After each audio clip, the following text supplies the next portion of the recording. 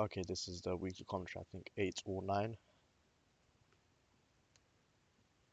I lost count. I'm assuming this is number 8.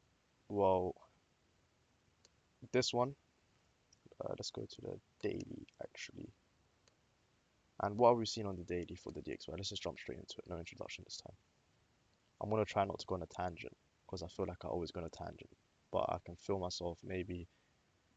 I feel like the tangents that are going are relevant, but let's go straight into it, yeah. So, what do we have our eyes on? Remember, we were in a range. The DXY overall we were bullish, remember, because what were we seeking on the weekly? On the weekly, these have been our targets for the weekly, right? And on the daily, I'm sure there was that fair value gap. If we go all the way back, yeah, remember this gap here? Well, that's been filled now.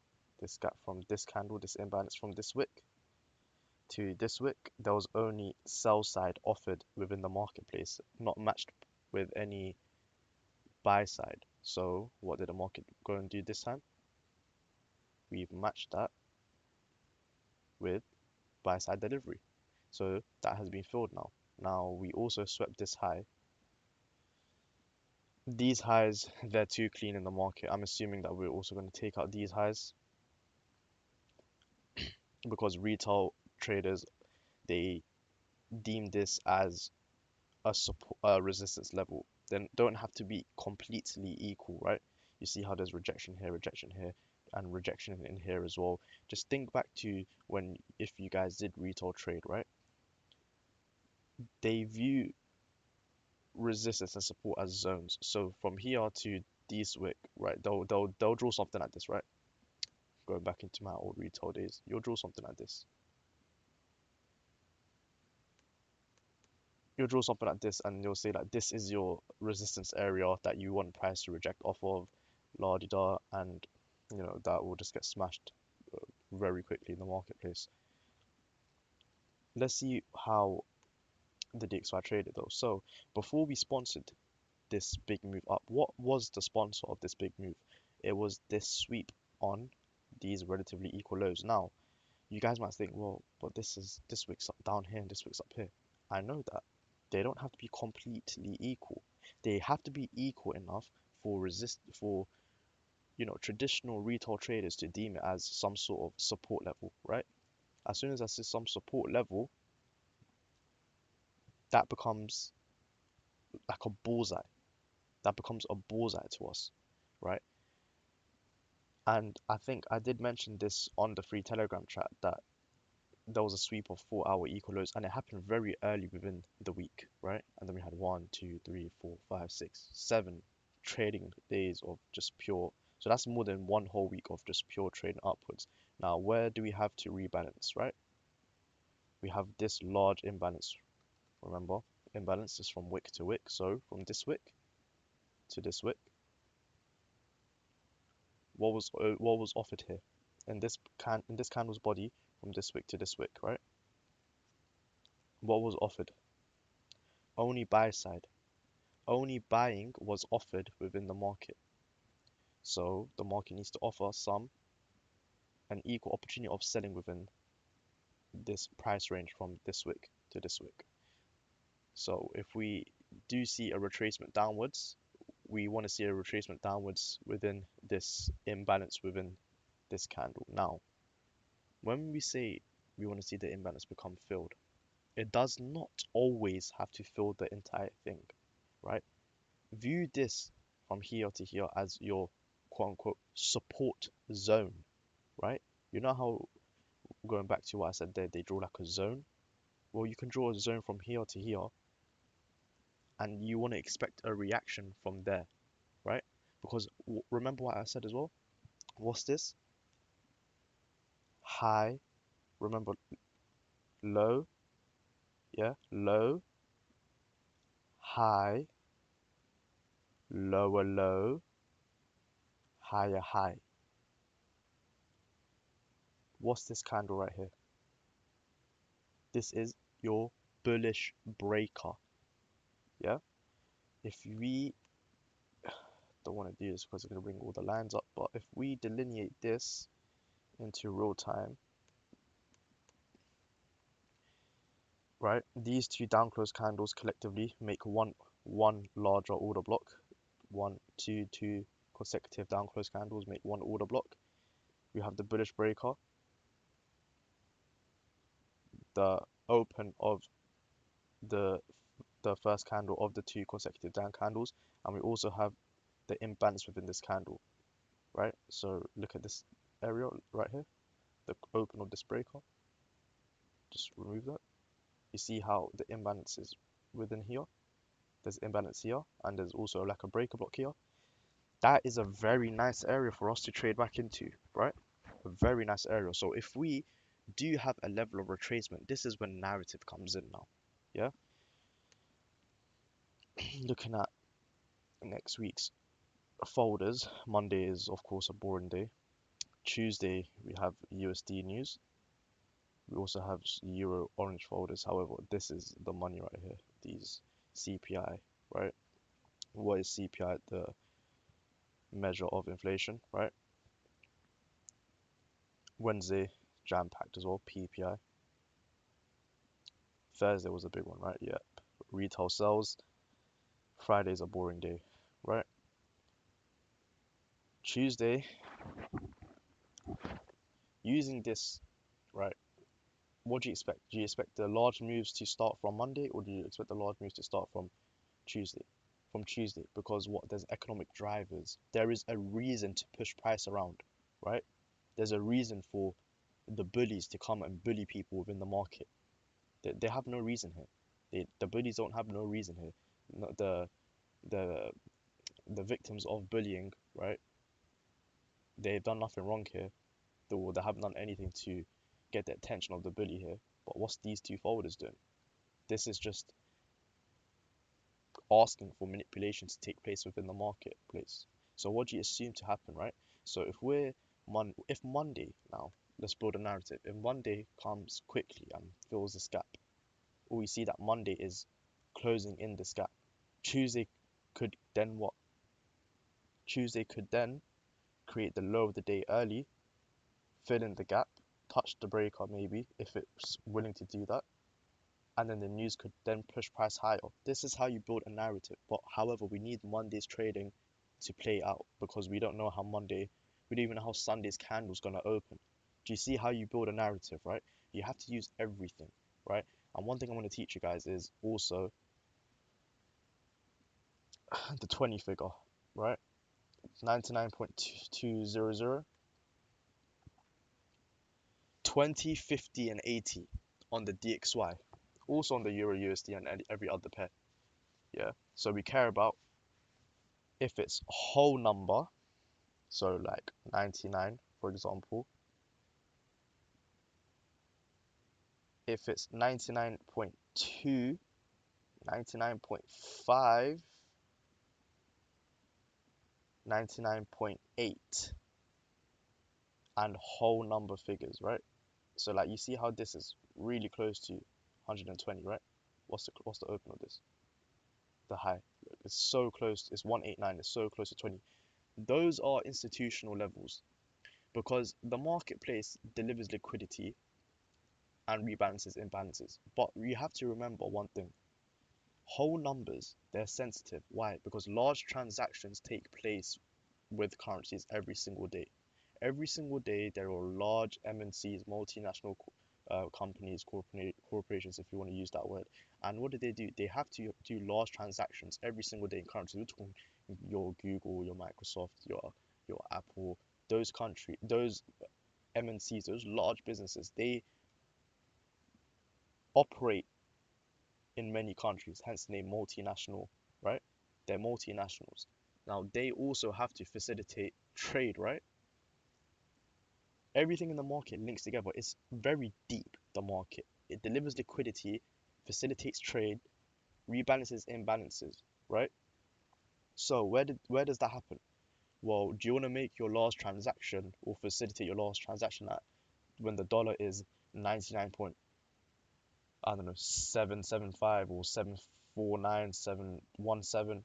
You want to have a nice whole number realistically, right? It just makes it easier. The cost of doing it, the transparency of doing it, it's easier calculations of doing it at those whole numbers. So adding the mix of the 20, right?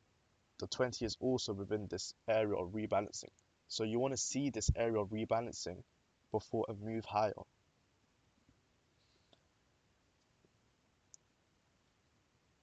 What sponsored this entire move higher? Well, look at this run on liquidity here. When we saw this run on liquidity and we start moving higher, what do you expect? When sell side is taken out, when sellers are in the market, these sellers are now, they're forced to go short. They're trapped sellers, right? Retail shorts, any large any large liquidity that was resting below here, because this is clear enough for your retail traders to deem this as what? As your quote unquote support level. They go short. Breakout artists, they go short. And then what happens? We move higher, right? And we take out this high. So if we see in this move higher, what do we expect on euro? Well, we expect to move lower. And in the last weekly commentary, what was our draw on liquidity? Here. This was our draw on liquidity. These were our first draws on liquidity. Remember these equal lows? Smash that one. I want to see price take a stab at this low, get relatively close to it. However, we can also rebalance areas within here. So there's these relatively equal highs on the daily, right? This wick to this wick. What's resting above it?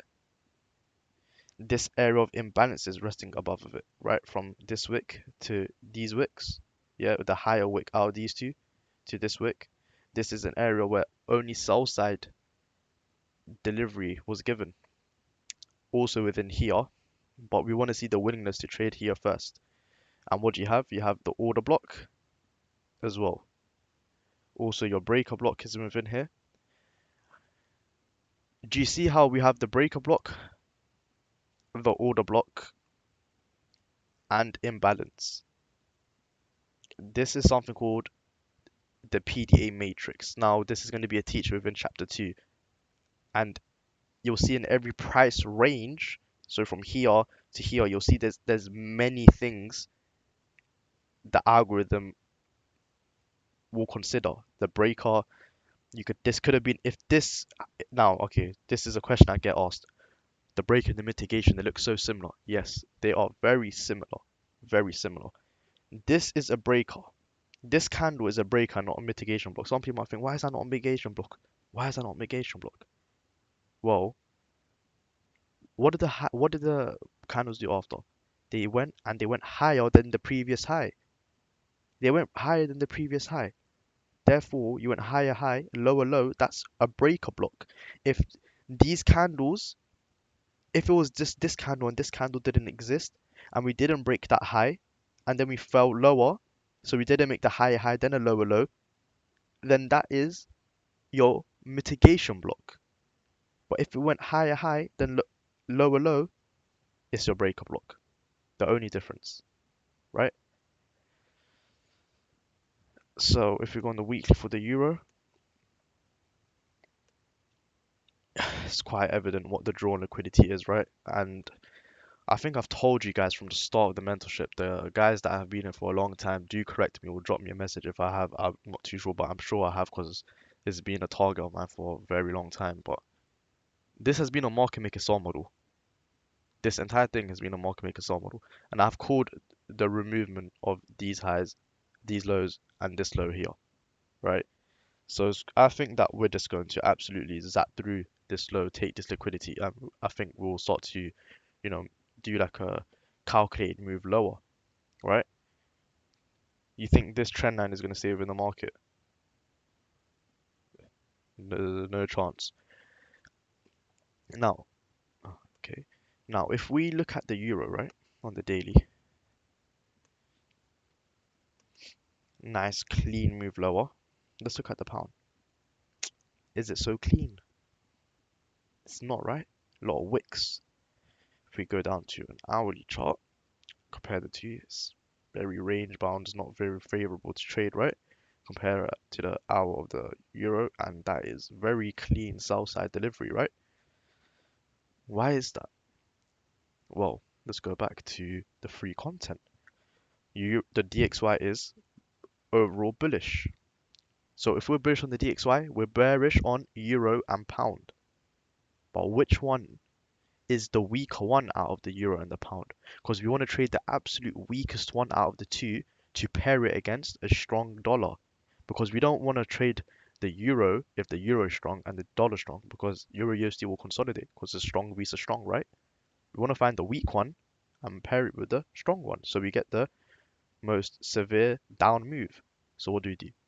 Consult our old friend, euro pound. Euro pound moved lower. Euro pound was moving lower. This is your indicator to tell you euro is the weaker currency pair out of the euro and the Great British pound. So now this has told you that the euro is the weaker one. Look back at the DXY is strong. So therefore you want to trade the euro USD because the euro pound is telling you that the euro is the weakest one, the weakest link out of the euro and the pound.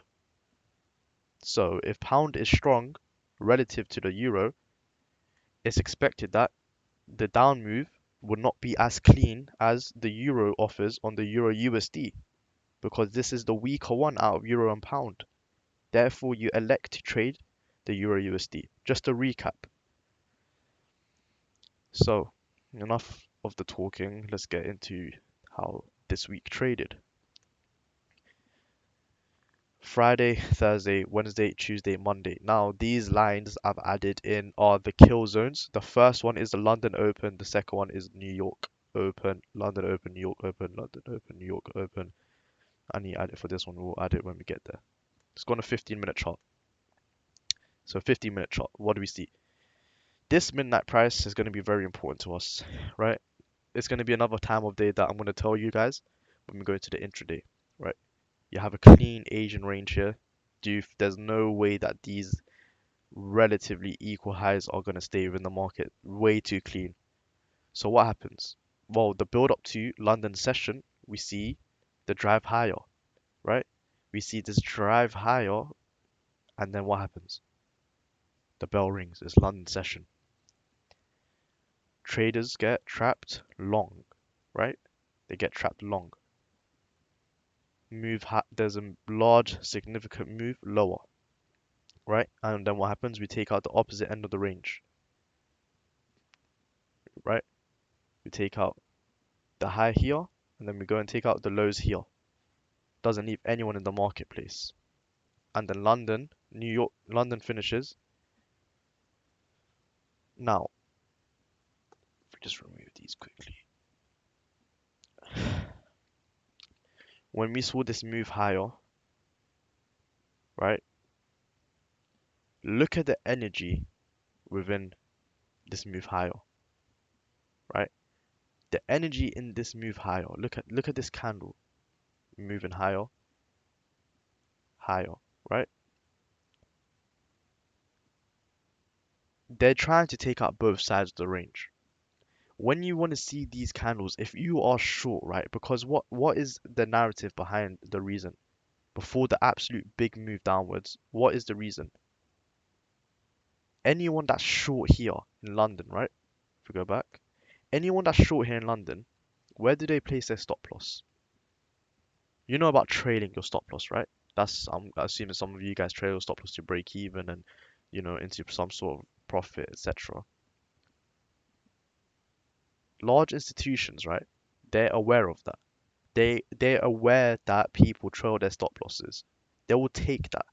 They'll take that. And if you're thinking, oh, what these institutions don't move the market, their orders do, because the algorithm is just the mover of the market in terms of orders. But whose orders are moving the market? It is the institutions that are moving the market, right? The algorithm is just taking the orders and it's delivering the liquidity, it's delivering it to the marketplace. Anyone that trailed their stop loss here, they they get swept and then the move happens lower. Now, when you see this sweep of this high and then the break lower, very good bearish signal. Because think of the narrative that they're doing it. Look at the chart and think of words. This is what I tell myself all the time. What's going on? What is the story being told? They're stabbing out anyone that was long here before they want to do the actual move. Because before they're actually going to take the move lower, they're not going to let anyone be with them. They're taking everyone out. Everyone that trailed their stop losses here, removed, right? Removed from the marketplace. And then we break lower. You don't want to buy this up regardless. You always want to wait for shorts. Why? Because our overall bias for the Euro USD was bearish. So we're not looking. We're not waiting. Here, we're not looking for this. Yes, this might be FOMO. Oh my god, look at the way it's moving. Oh my god, it's going higher. It's going higher. Overall, what is the weekly telling you? The weekly is telling you we want to move lower. Then what do you see? Right here. Higher. And then you break this low. What's that? What did I tell you guys? What is that? Market structure shift, right? Then what happens? See this imbalance, rebalance right here? 50% of this candle. Beautiful. If we take a fib,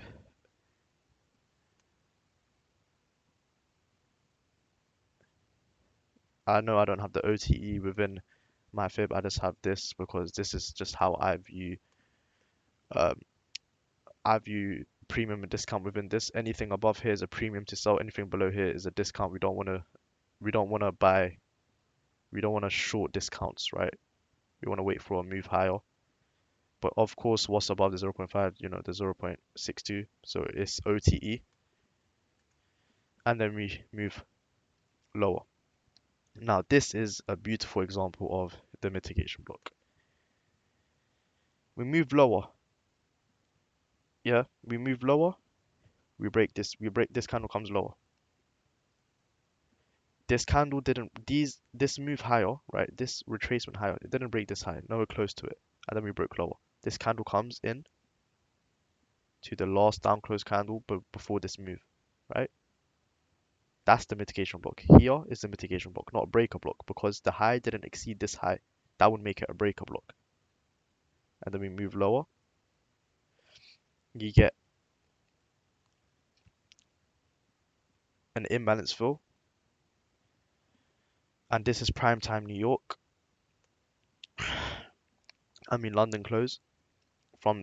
There's another kill zone from 12 to 3, but I'm gonna give you special context once you trade the London closed kill zone, right? I'm not gonna put it here because it's not usually one that we do trade. There's specific parameters where you trade that one. Regardless, there was an imbalance fill and then a move lower, high to low. This is looking like an OTE, and then we trade into Tuesday. Or was that Thursday? Oh, I'm bugging. That's Thursday. Regardless, Thursday or not, this models happen every single day. The start of the week. Okay, talk back to the topic of mitigation blocks. You see when you see this step ladder, it's called a step ladder, right? A lot of people refer to this as a step ladder downwards movement, right? Like you go higher, lower, like staircases. Yeah, break lower. This is your mitigation block. You see how this high doesn't go above this high. Then it comes lower. That'll make it a breaker block. If these candles do not break the high, it's mitigation. Yeah.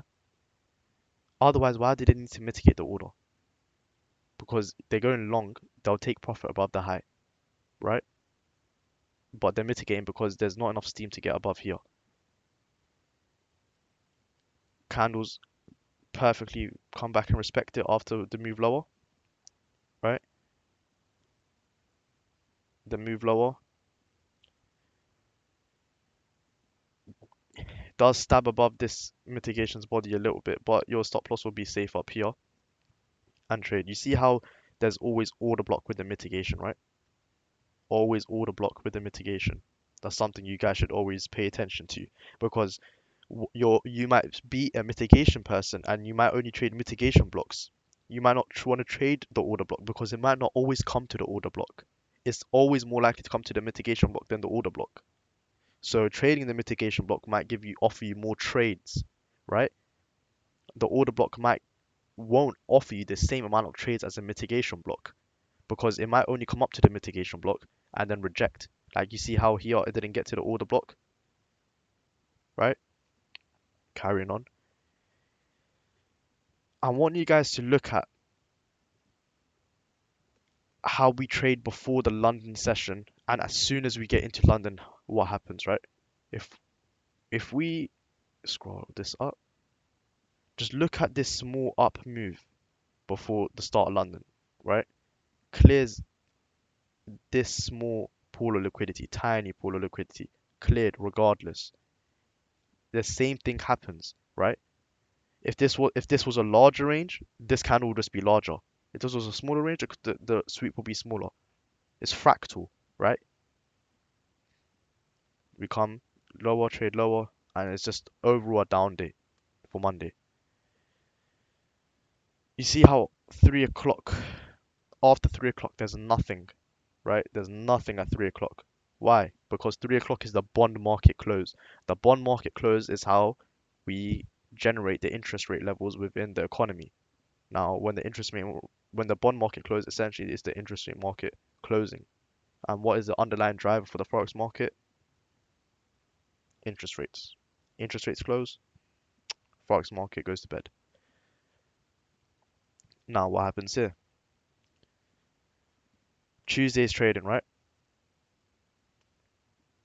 Always look at the midnight candle, right? Look at the midnight candle here. How long are we spending above it? When you're short, you always want to be short above the midnight candle, which is why I have it at 0. On your MT4, this will actually be 10 a.m. London time, 10 p.m. London time, and 5 p.m. on New York time. So it's here. If I put this line here, 5 8 p.m. on MT4, this is when the new day starts and the new daily candle starts to form. But we want to focus on the midnight, right? If you're looking for shorts, you want to be short above the midnight open. Now, where above the midnight open? Let me bring your eyes to something, right? You see these down candles here from the previous day? What is that? What's all these down candles going to be on a high time frame? Before I go to it, let's take a guess. What do you think? All these sell side candles together in your head right now, what do you think these candles collectively on a higher time frame when I go to the hour, what do you think that's going to be? If you said it's going to be an imbalance, well, then you've guessed correctly, right?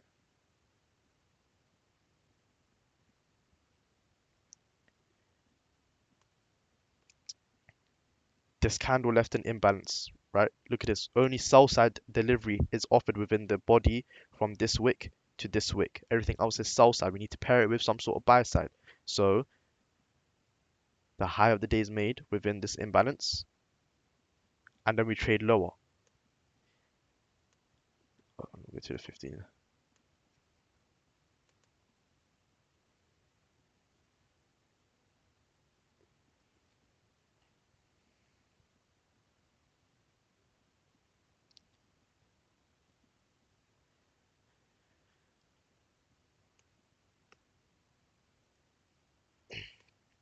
And then in here again, imbalance, right? We see when this low is happening, remember from this high, we broke highs, and then we break lows here. Well, what's that called? That's your market structure shift intraday, showing you that we want to go lower again, right? So then quickly in the New York session, what happens? We come and we rebalance this imbalance from this candle's wick to this candle's wick, right? Look at the bodies. Look at the bodies, right? Don't look at the wicks because wicks are subject to your broker's manipulation, right? This wick on this feed and the wick on Owanda and FXCM and Saxo and all the sorts, they're different, right? This wick could be a different price. It could be high, it could be lower, it might not even be a wick. Some brokers are weird. Look at the bodies of the candle, how they respect this imbalance right here, and then we move lower, and also the OTE, right? You wouldn't be taken out here because your stop loss would be either above this candle if you want to have higher risk on the trade. Of course, it's still going to be 1%, but in pips, it's going to be higher risk. I'd like to put my stop loss above this high and then trade it down. It would have been a large, significant move, of course. And then that should be the trading for Tuesday. And you see how when we're in a sell model, it's the same thing repeated over and over and over again. Above the midnight open, wait for the run higher, break lower,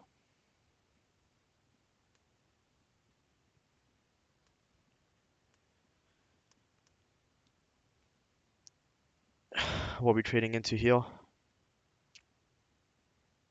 If you go on a 5 minute, right, look at this small imbalance here.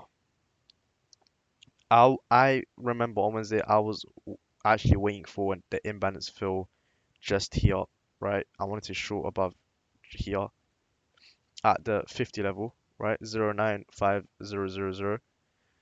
Didn't get to that, and it's not a big deal, right? Just no trade, no big deals. I didn't take a stupid trade, and we spoke about this at the start already, as I thought that was Monday's trading. And then we have Friday. Friday's not really a favorable day to trade because you see this price action is very normal. It will come in back into the weekly range. Usually the weekly range is capped at Thursday. I thought honestly Thursday capped the range. Friday seemed to do it. But however, you see how Friday doesn't really close at the low of the range. It tends to close, within the weekly range somewhere, right? Look at how a sell week unfolded, and then look at the sessions and how the sessions unfolded. How whenever we're bearish bias, however, there's always a run higher. Every single day there is a run on stops. Every day there is a run on liquidity. There is always a level of a Judas swing within the market, right? You always have to watch out for that. You want to always short above the midnight open price. I'm not saying as soon as we go above it, you short. I'm saying the best shorts happen there. You wait for your models to unfold there. You want to see, okay, above the midnight price, if I look to the left, is there something like an order block or fair value gap from yesterday that's above today's midnight open price? Okay, let me outline that and bring that into today. Is there anything that I can react off there? Okay, let's see how the London session now is trading into it. It works like clockwork. Like clockwork. You think if I didn't tell you these are the sessions, right? If I did not tell you that this is the London session and the New York session, you'll just think that, oh, he's just boxing off where the significant highs and lows were within the day in the market that day. That's where the significant highs intraday are made. London, New York. Hence why we trade those sessions, right? And I also hope I cleared up a lot about mitigation blocks and breaker blocks with examples within this because we've had some conversations about them within the group chat and people are confused about the difference between the mitigation and the breaker block. I hope this one clears up the mitigation and the breaker block, and I also hope that this lesson has also reinforced the fact that how important it is to look at the Euro GBP pair when deciding on trading Euro or Pound. You should always give reference to the Euro Pound pair because it tells you what should you trade going into the day, going into the week, because everything needs to be aligned, right? This is your gauge telling you which one is going to have the larger move against the DXY, the euro or the pound, because you want to trade the one that's going to have the largest move, right? I'm also thinking of another series to add to the mentorship. It's going to be more of a, not charts, but it's more psychological, or you could say psychological. I was thinking to call it something like, I don't know, Omer's regrets or regrets I had trading or what I wish I'd done. What I wish I'd done. Let's call it that. Yeah. And it's just gonna be about what I wish I'd done if I could start my trading journey again, what would I have done differently? What do I regret if I start my journey? You know, what should I have done better? What should I have avoided? What advice should I have really taken on board? Those type of things. I think that it's a good idea. It's a bit different to just charts, you know, it could help development in terms of your guys' psyche, you know. I'll leave a poll in the Telegram and message me right on Discord just after you watch this weekly commentary and let me know if I should go ahead doing that. It's just more content for you guys. I think it's just, you know, better quality, right? It's just something else to do because right now it's 2 to 3 videos a week. It's just something for me to do as well. I'm open to doing it. I wouldn't have said it to you guys. No one's asked me to do it. It's an idea I come up myself. So let me know if you guys would also like that. I'm also going to ask you guys, try to not trade Mondays. Get in the habit of not feeling the urge to trade. Become a bit robotic, right? Monday, I like to say, is data collection day. Let the market show you its hands. What is it doing, right? Because the London to New York session will tell a lot of how the week's gonna unfold. Because it tells you who's being attacked, who's being swept, and who's being attacked heavy, who's being hammered, sellers or buyers. And for the guys that are actively trading, the funded people, if you need help, right, for your intraday where you want to go, you want to look at right now before London session or within the start of London session, who's in profit? Retail traders, right? Who's in profit? Are the retail buyers or the retail sellers in profit? The buyers? Okay. So what you're gonna do, you're going to wait for the buyers to get taken out before shorting. That's what you're gonna do, right? So here,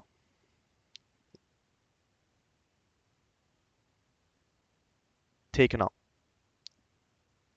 This, however, who's in profit here? Buyers are in profit here, right? The retail buyers, these are too clean. There's no way. There was no sweep here, right? If you go to the DXY as well, I want to show you guys something that happened on the 1 hour that was, you know, I was just anticipating for a very long time. Where is it?